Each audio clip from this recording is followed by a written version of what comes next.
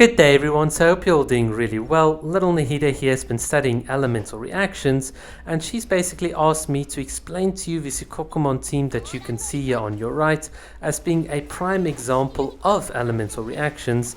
So through the power of Dendro, I'll explain how this team works, as well as the video title indicates, explain whether this team is still worthwhile playing in 2023. So for those of you that are not familiar, Sukokomon is one of Kokomi's meta teams, and was crafted at a time to show exactly how irreplaceable Kokomi's Hydro application is. The basic idea behind this team is very simple. You apply Electro, you apply Hydro, you apply Pyro, and then you very carefully swirl all of them together to get all of these multiple reactions going. Vaporize, Electrocharge, Overload. It's just so good. The big key here is triggering the Overload, which can knock and hit multiple enemies to just do a massive amount of damage. So whilst individually it might not seem like you're doing a lot of damage, to collectively, once you start adding up all of these reactions, it's just absolutely crazy what you can get, and it's very good in AoE situations, as you can see on screen. Now, as amazing as the Sukokomon DPS is, there is a bit of a big catch to all of this. Basically, you have to play this team very carefully, otherwise you lose a lot of DPS, but you also have to play the team in a very strict order. So basically, you have to start with Fischl's elemental skill, Kokomi's elemental skill, Xiangling, Sucrose, and then you go to Xiangling's elemental burst, Kokomi's elemental burst, Fischl's elemental burst, Xiangling's elemental skill, Sucrose, do more and more swirling because that's where you get a lot of reaction damage, and then you start the whole thing here again with Fischl. And obviously at each step of the way, every single character's got a specific number of things that you need to do with them, and this is precisely the problem.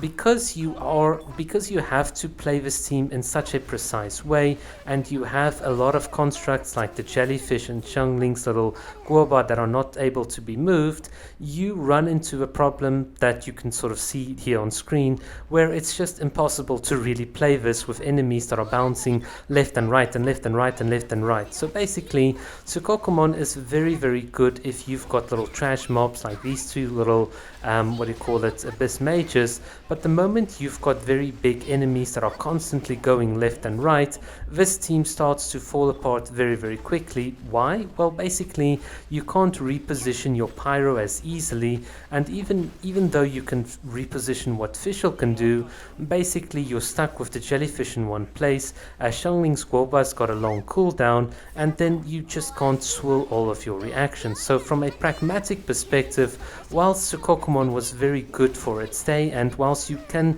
perhaps in theory get away with it in this current Power Abyss, I would not really recommend playing this team. I think it's too much trouble for what it's worth, unless you are just doing it for pure entertainment.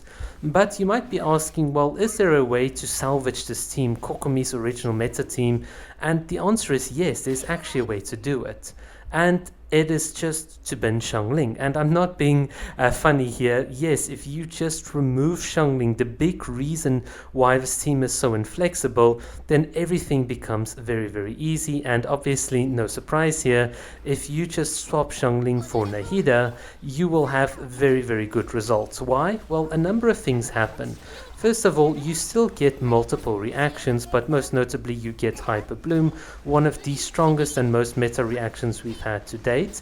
But not only that, you now have a team that can much more easily reposition, and in which the order of application does not really matter. So this is the cool thing about replacing the Pyro element. The Pyro element with Xiangling required you to play precisely in order to trigger the reactions, whereas the Hyper Bloom element does not really care for it. So as long as you are applying your Hydro and your Dendro on the field somewhere somehow, and you're just swirling occasionally with Sucrose, everything just works out. And look at that, it's just so comfy, so easy.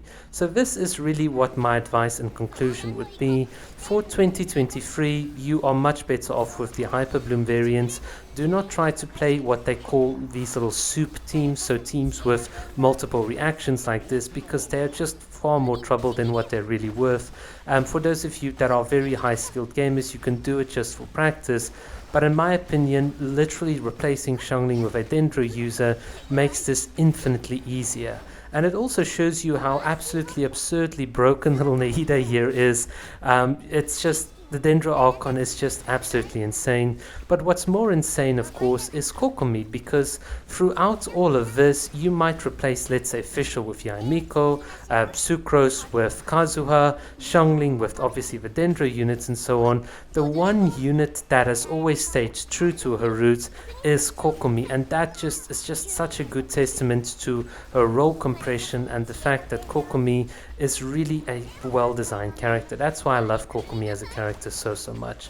So yeah, this video turned out to be a anti-Xiangling video, pro Kokomi video with a little Nahida mixed in between. So we would have seen that coming. Alright guys, thank you so much for watching, and I hope you all have like an awesome day, and let me know what you think about this little mini Nahida avatar. Cheers!